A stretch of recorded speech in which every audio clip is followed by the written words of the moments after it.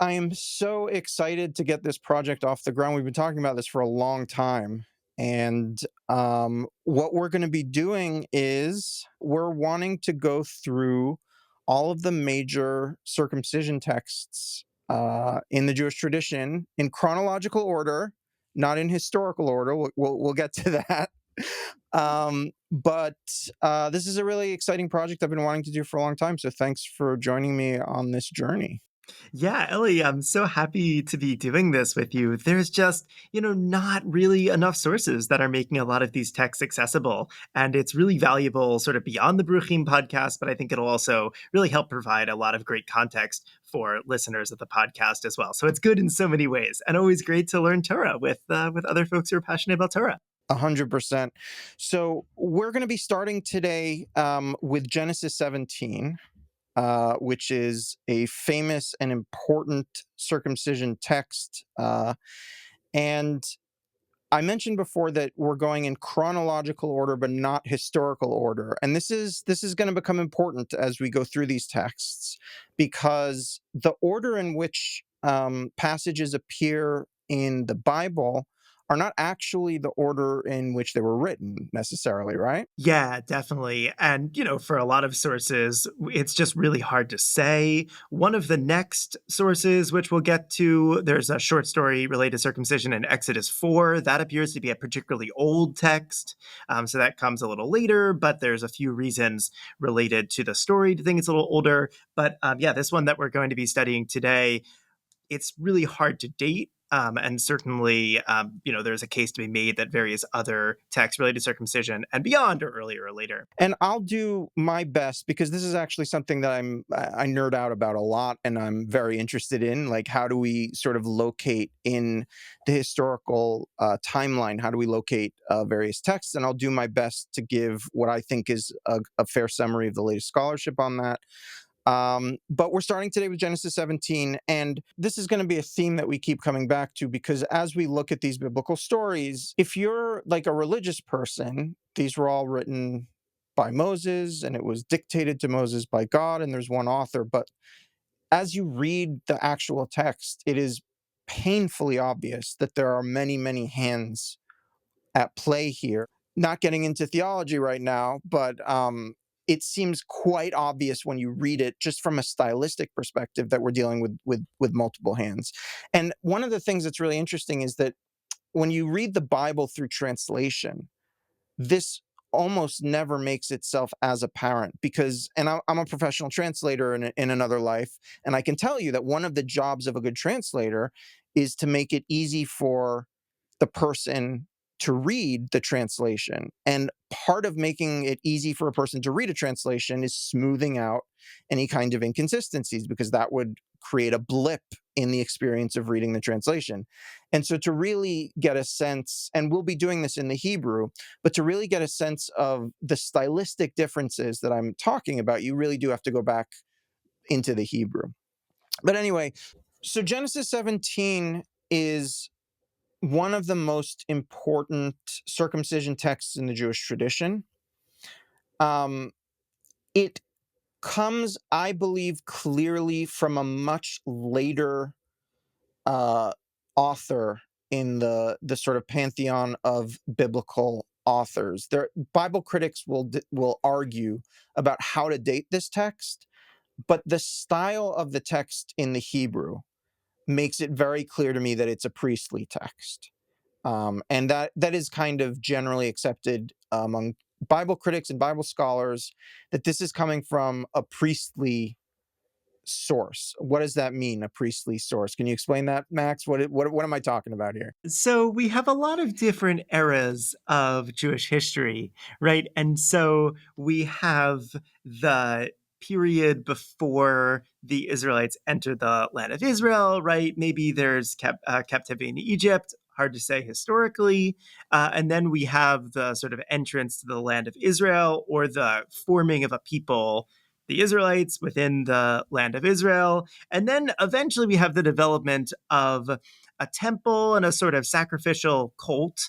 And by cult, I just mean these sorts of religious practices. And then the people who are running this this sort of sacrificial cult, this sort of religious set of practices are priests, and they have a lot of power. And they're also interested in having a sort of story which legitimizes in various ways the sorts of practices that they're engaging in the temple. And so a lot of the passages in, for example, Sefer Vayikra, the book of Leviticus, which talk about sacrifices, we think are by priestly sources, both because the priestly sources would be the ones who are familiar with and care about the sacrifices, but also because those figures have more vested interest in having the stuff about the sacrifices be part of, this sort of authoritative text, the word of God, so to speak. And I mean, let's be honest, Max, it's like everyone's least favorite part of the Bible is the priestly sources, right? Like no one It likes reading depends. It depends. Leviticus.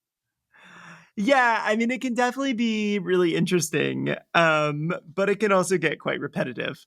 So it's a tough thing, and And repetitive, I think, is a really good word. You'll notice as we work our way through Genesis 17 that when I talk about the sort of stylistic obviousness that this is a priestly text, it's because part of their literary style is dafka. It's precisely that. It's repetitive. They like to repeat themselves. yeah, I mean that is certainly true.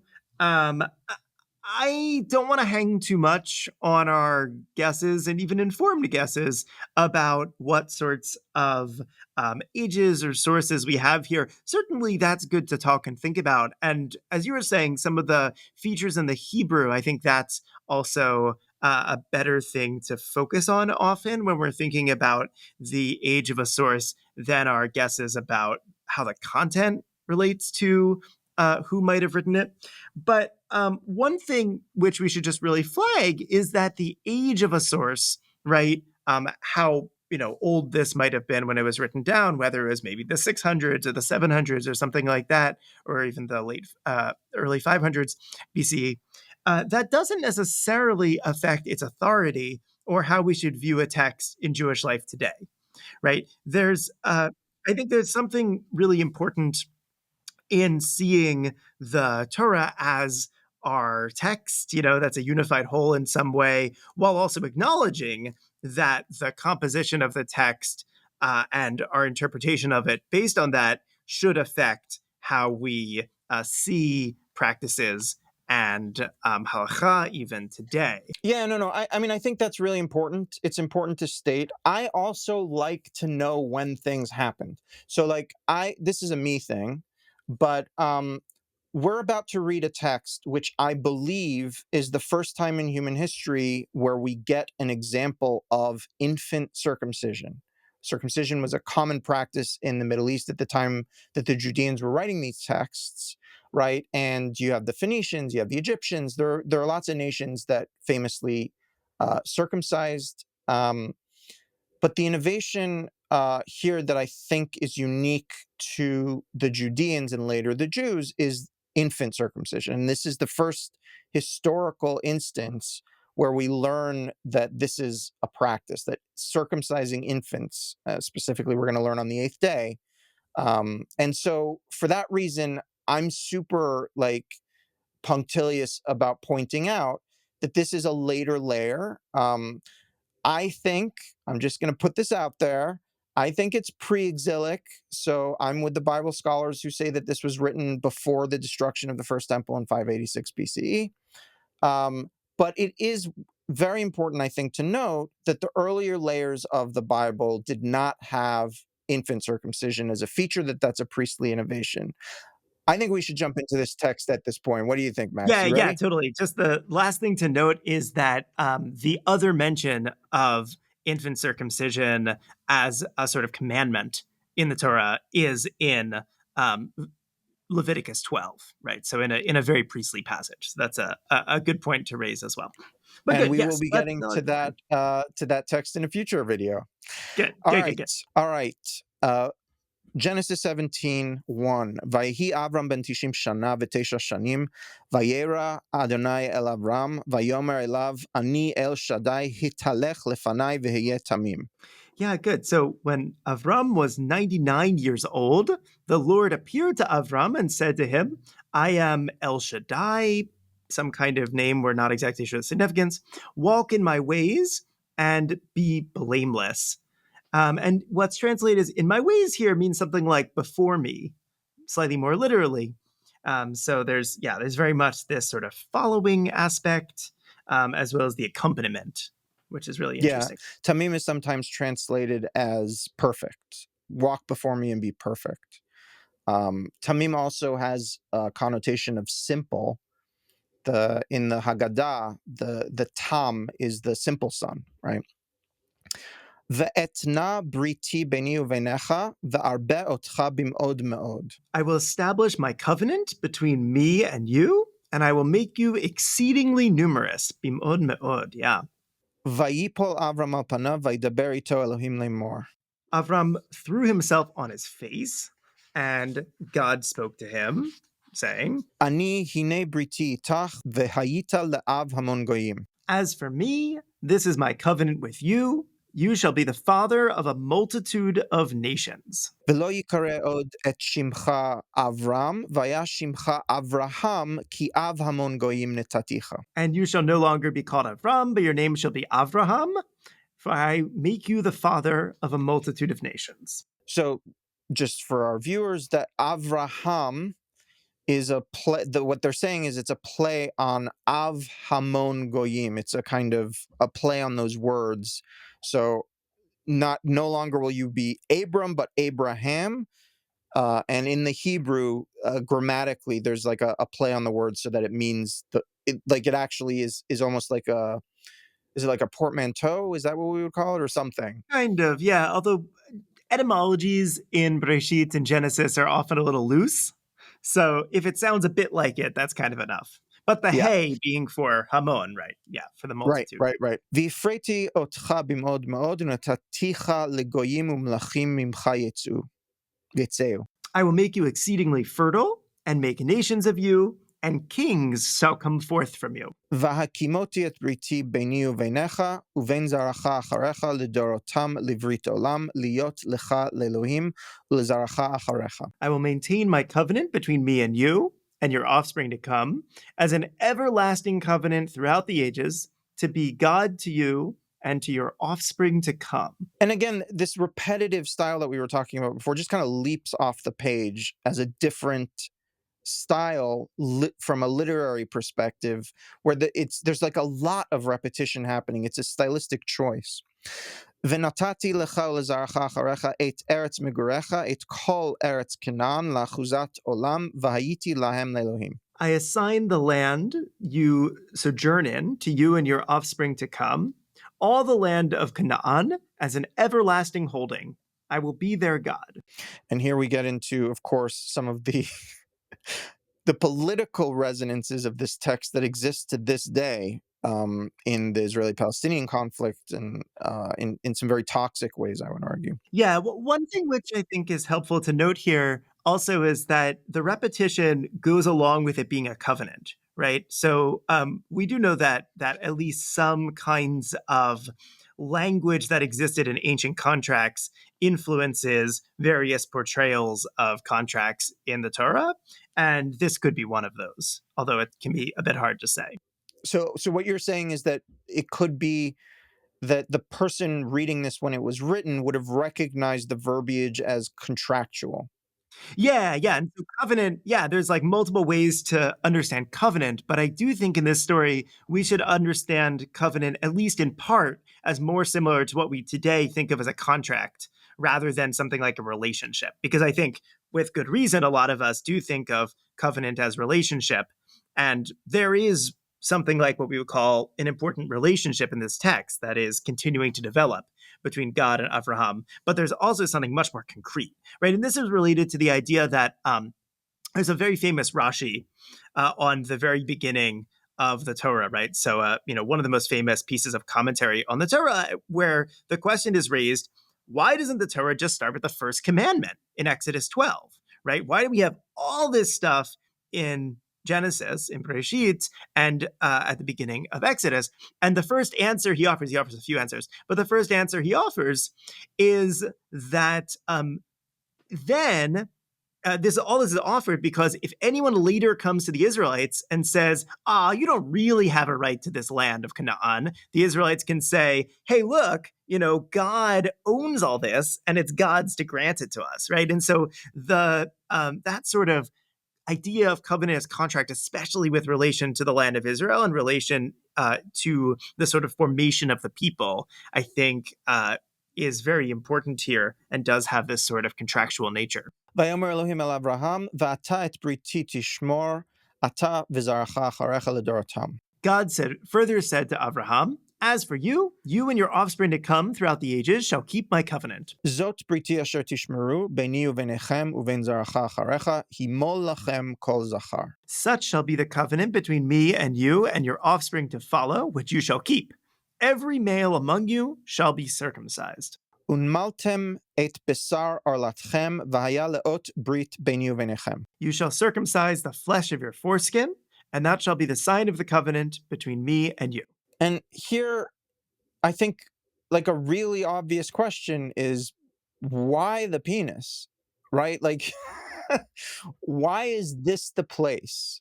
And my sense from reading this now, and I really want to hear what you have to say about this, but my sense from reading this now is that it's about the organ of posterity. It's about fertility.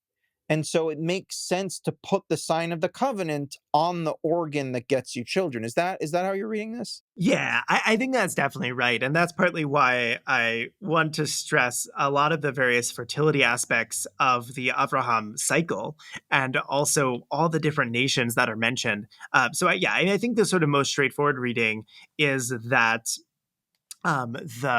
the penis has to do with nations that come from one, and that's a sort of power, a sort of importance, a sort of value, and also something that God can provide, right? A real boon that God can give, and the generative organ really represents that. In the Talmud, we'll have other kinds of moralizing related to the penis, but I don't really see much of a sign of that here, right? So in a famous passage in the Talmud about circumcision, the rabbis will try to say that Abraham's circumcision has to do with his moral perfection. There's a lot to say about that, but in the sort of pshat, in the sort of straightforward reading of the text, I don't think we have any of that. Yeah, I don't think so either. I think that has to be later.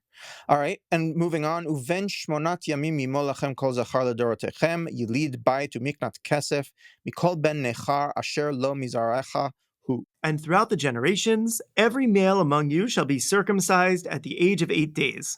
As for the homeborn slave and the one bought from an outsider who is not of your offspring, Himol yimol yilid betcha umiknat kaspecha vaita briti bivsarchem livrit olam. they must be circumcised, homeborn, and purchased alike. Thus shall my covenant be marked in your flesh as an everlasting pact. So again, more repetition. Yeah, no, just importantly, right? This is very much a sort of family thing at first and a sort of descendants thing, but it also includes all members of the household, right? So it's not just by blood. And this has to do with the sort of formation of a tribe, eventually of a people, sort of national identity. And there's a lot more to say about that. But, now we have the beginning of expanding this beyond the family. And also, this is the first mention of infant circumcision in human history, to my knowledge. Someone might come up with something somewhere else. No, that's my impression as well. Yeah. And the question, so we dealt with the question of why the penis. The question of why the infant is an interesting question. I would like to delve more deeply into that when we get to Leviticus, but my short answer to the question of why the infant is because the 8th day in the priestly mindset is the very first time when it's possible to purify the body, because 7 days of impurity from the mother's birth blood, the 8th day is the first time you can purify the body in a way that would hold. So that is my sort of short answer of why infant circumcision, why the eighth day, that it's coming from this sort of priestly worldview, which we'll delve more deeply into when we get into Leviticus. And now the last pasuk, the last verse in our passage that we're going to be in the text that we're dealing with today, ve'arel zachar asher lo yimol et bisar orlato, ve'nichrta hanefesh hahi me'ameha et briti hefar. And if any male who is uncircumcised fails to circumcise the flesh of his foreskin, that person shall be cut off from his kin. He has broken my covenant. So this is a really interesting verse. We have some variations in the manuscripts. So first of all, Max, if you can explain to our audience, when we talk about variations in manuscripts, what do we mean? What are we talking about? Why is it that there are different versions, and what is that? Just give a quick primer on that, and we can talk about the kind of implications of what the difference is. So, what we use today, the text that we are reading right now and that Jews accept, study, etc., is the Masoretic text, right? And this was compiled somewhat over 1,000 years ago by these brothers after whom it's named. And we know, though, already from evidence in the Talmud that there were different traditions about some kinds of words, right? And so some of the differences in different scrolls that people wrote, basically, that then were all circulating together, some of those are preserved today in our reading of the Torah in terms of words that are written versus words that are recited. That's a way to sort of preserve both versions. That there's a good number of these where one word is written in a Torah scroll, but we actually read it another way. But also, there are lots of times where there is a variation which is not accepted in our current practice today. Now, there are other kinds of folks who've had versions of the Torah of Tanakh at various times, and there are a few that people refer to in particular. So there are ancient translations. That's one sort of source that we can rely on. So there's Aramaic translations, Targumim, right? Targum meaning translation in Aramaic. So people sometimes look if there's a difference between the one of the Aramaic versions and the sort of standard Hebrew version, whether that difference might indicate something about interpretation. People also look to the Septuagint, the Greek text. And note that the Greek text, the Septuagint, was a Jewish translation. It was, later adopted in various ways by Christians, but it was originally Jewish. We don't really know much, though, about how it arose, but sometimes we can get really interesting information from it. We also have sources like the Samaritan Pentateuch, and the Samaritans were another people, right? We think of the Samaritans, especially in relation to Jesus's parable of the Good Samaritan, as just like kind of another people in the land of Israel.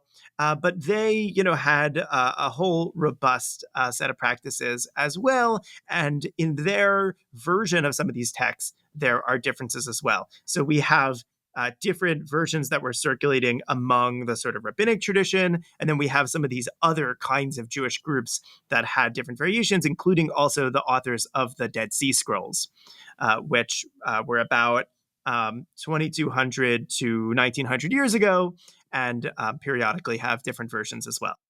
So, long story short, we've got lots of different manuscripts which act as witnesses, and there are variations in like what the text says. So, there's variations in the Hebrew. And sometimes those variations don't have a big meaning change.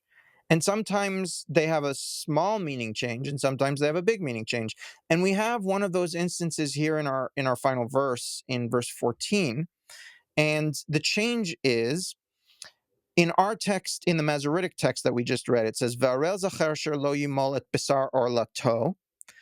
But in the Septuagint, I'll have you read the Greek from the Septuagint in a second, but in the Samaritan text, and I think also in the text that the Book of Jubilees, which is a Second Temple period piece of Jewish literature, is working on, they add the words Bayom Hashmini, meaning, so in our original one, I'm just going to translate off the cuff here, but um, and a foreskinned male who is not who has not circumcised the flesh of his foreskin.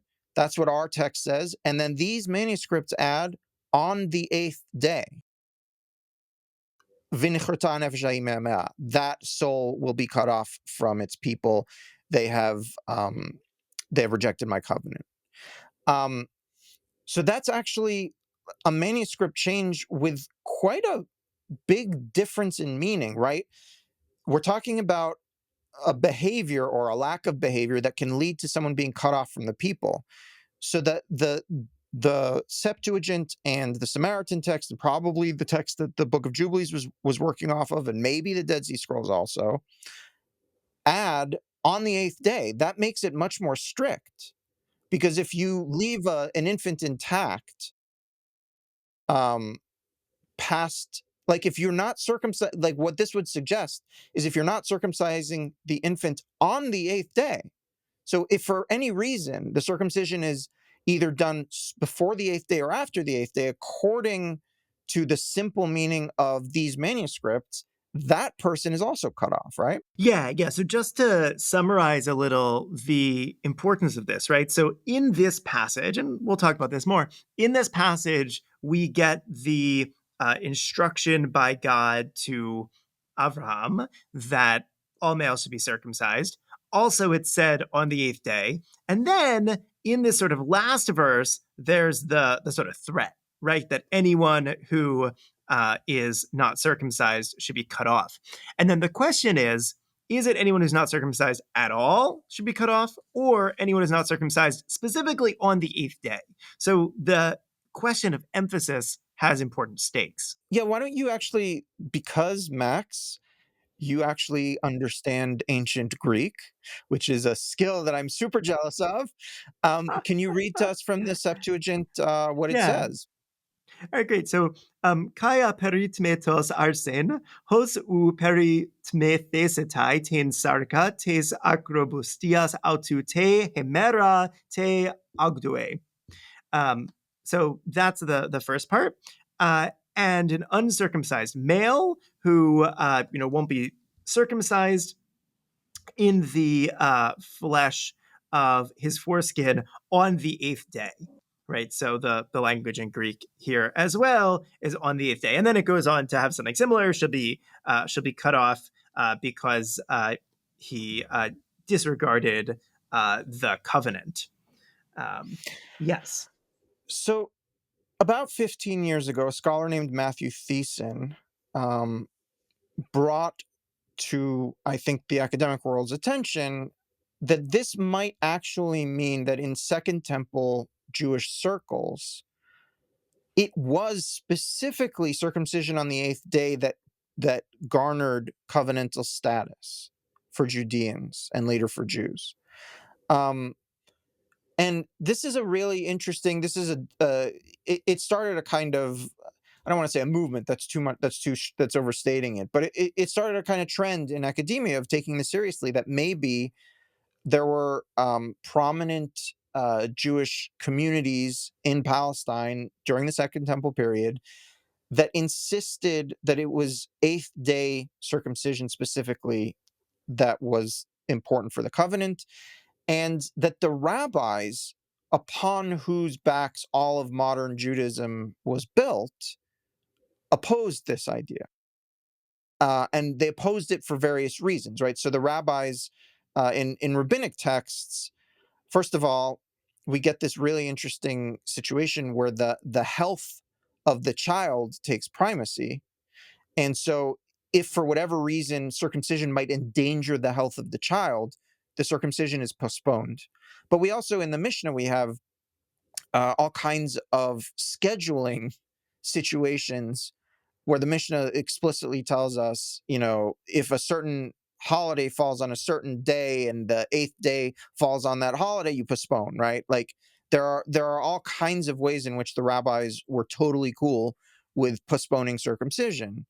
And if Matthew Thiessen is correct, and if these early these early manuscript witnesses, including the Septuagint, um, were the kind of normative way of reading, then the rabbis' departure from their fellow Judeans and Jews at the time would have been quite radical. Yeah, so it's a really interesting question. I mean, I also want to note that there's repercussions today. So one of the problems rabbinically in sort of normative halakha, Jewish law of hospital circumcision, is that it usually doesn't happen on the eighth day, right? So the sort of Jewish communal and maybe even political aspect of when to do circumcision appears to have been a big deal for ancient rabbis in their culture, but is also, I think, with us today. And something I think about a lot is the interplay between with circumcision decision making, right? And what leads folks to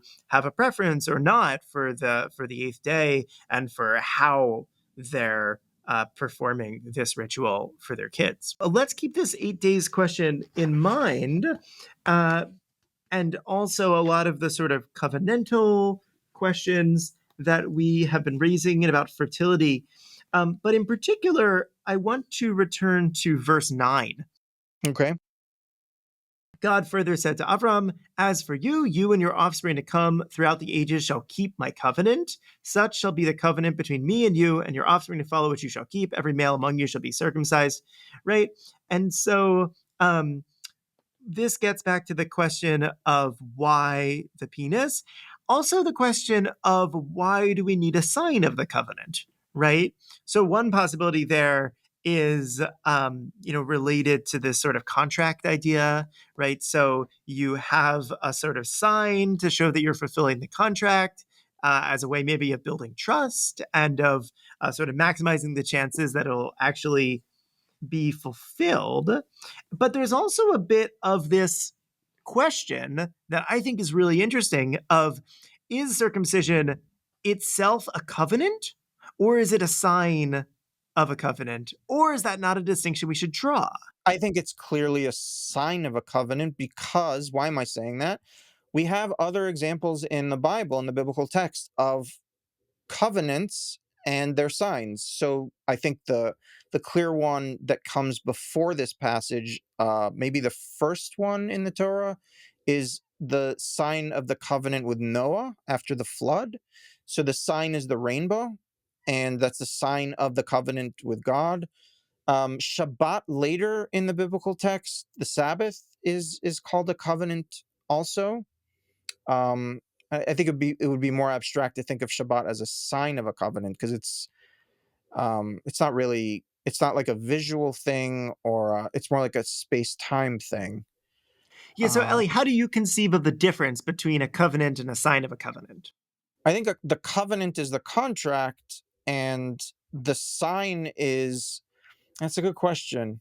Because Well, in so I this mean, in case, this I mean, in this with circumcision, it almost feels like it's a sacrifice, like a hazing kind of like I'm gonna do this as a proof of my commitment to the covenant or to the contract. Yeah, that's what's partly really confusing, right? Because it's not like God goes to Avram, sort of earlier on, and says, if you do X, Y, and Z for me, then I'll make you a great nation. God seems to more just say, like, hey, I'm going to make you a great nation. Maybe there'll be a sign of a covenant. There might be things that you're expected to do as well, but it's not clear what if that there's a sort of exchange here. But then once you get to the commandments later on, in Exodus, it does seem like maybe there's more of a, you do the commandments and then you get good stuff. So it's complicated. There's a lot of different models of covenant. Jacob also has a model of covenant with God that's more like, if you help me, I will do this thing for you, or something like that, that we don't see in the Abraham stories. I mean, the only reason I would say that the only sort of hesitation I have here is the end. It's if you don't do this, you get cut off from the people, which, by the way, is also there's like a literary play on words here, right? If you don't cut, you get cut off, which is worth mentioning. And it's But it's it's notable because the word for making a covenant is the same root as cut. So right, that's the sort of right, important Hebrew v'nichrta, aspect. Yeah. yeah, v'nichrta and karet. We'll talk at some future point about this idea of being cut off from the people, because I think it's important to mention that failing to circumcise is only one of probably like a few dozen things that you get cut off from the people, including breaking the Sabbath, eating leavened stuff on Passover, eating shellfish. Like there's lots of things that you get cut off from in the priestly text. Right. Right. So there's also this question of how does this covenant and this something that looks like a commandment relate to the later system of halakha and commandments, right? We standardly don't see Bereshit, Genesis, as having commandments, right? We standardly see the first commandment in the Torah, in the sort of system of commandments that form halakha, as coming in the book of Exodus, being about when Passover is. But this text tends to be Wait, you mean the way treated the like a rabbis read it, or do you mean like on the text's terms itself? no, no. I'm talking about in halakha, in the system of Jewish law. Okay, but in the system of Jewish law, pru u'revu is probably the first commandment, which comes before all this, right? So be fruitful and multiply, But my and point is that then there's a I was talking about that earlier the Rashi that says like, "Oh, why don't you start the Torah with the first commandment?" And his assumption is that the first sure. commandment's in Exodus 12. So I mean, but then there's a sort of conflict though, right? Because it turns out that there are right pru urvu, right, be fruitful and multiply, and then this as well are very much treated as commandments, even though they're not in the context of law giving that we get to in the book of Exodus. So there's something difficult about the status that tends not to be engaged with, right? About the sort of how do we read this text in relation to later texts and the formation of our people and the formation of our legal system. Yeah, and it leads to confusing questions also because there's a strong rabbinic tradition that the Israelites were not circumcised in Egypt, and then they have to come up with sort of ways of retrofitting this back into practice, right? And then we hear they were circumcised when they left Egypt, and they were circumcised when they went into the land of Israel. This is all, and again, like I know in the rabbinic imagination, like historical timelines don't matter so much, and they like to be, really kind of flexible about that stuff. But we're gonna run smack headlong into the fact that this wasn't a normative practice historically until a certain point, until the priestly class started trying to kind of retroject it back into the Jewish story. And so, like at a certain point, we have to sort of be like, okay, well, historically, this is why it appears this way in this order, kind of thing, right?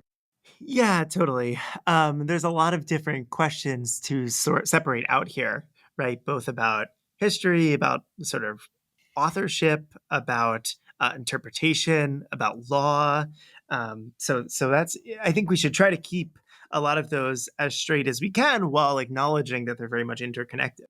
Max, I think this is a good place to stop unless you had anything else you wanted to say about this text. I'm sure we'll be coming back to this text when Yeah, we I do mean future the text other big studies. point, yeah, the other big point that I wanted to raise, and this is something that I've thought about a lot that we've talked about on several occasions, is the question of how many covenants are there between the Jews and God, right? So it seems like there's at least two big ones, namely this covenant of circumcision and the covenant at Mount Sinai. And there's a midrash, a famous rabbinic interpretation that like every Jew, past, present, and future, is present at Sinai, and kind of that matters for being part of this covenant. And the rabbis are also at pains to say that women are included in the covenant at Mount Sinai, etc. So is that the same basic covenant as what God is talking about here? Or is there a kind of separate special covenant that only the males who are circumcised can truly partake in? So there's a lot of questions here about how to view covenant and how to view for us today our relationship with God and how we conceive of it in relation to covenant. And of course, these texts were written at a time when patriarchy was the norm, and Yeah, yeah. patrilineal descent was the way you measured Jewish identity or Judean identity or Israelite identity.